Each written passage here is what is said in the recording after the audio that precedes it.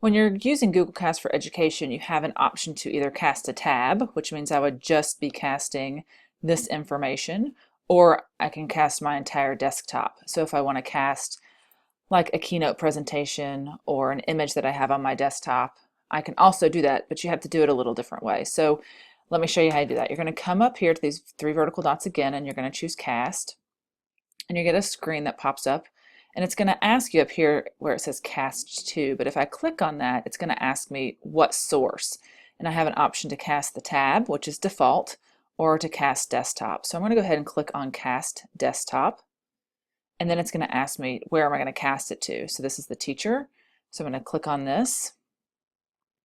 It's going to ask me which desktop, and I'm just going to say my entire screen, and I'm going to hit share.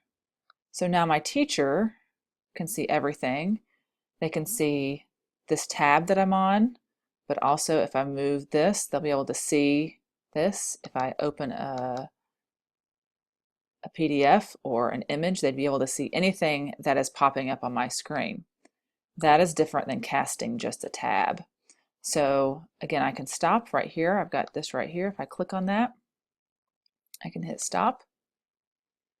And now if I want to cast a tab, all I have to do is click right here and hit cast tab.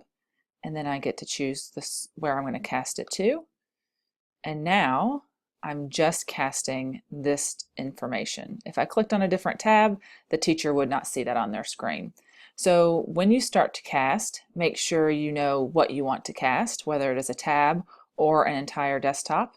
And remember that you have to do that before you choose where you're casting. So again, you just click on the tab, the three dots, hit cast. And before you choose this, click right here, choose your source, and then you choose to where you're going to cast it.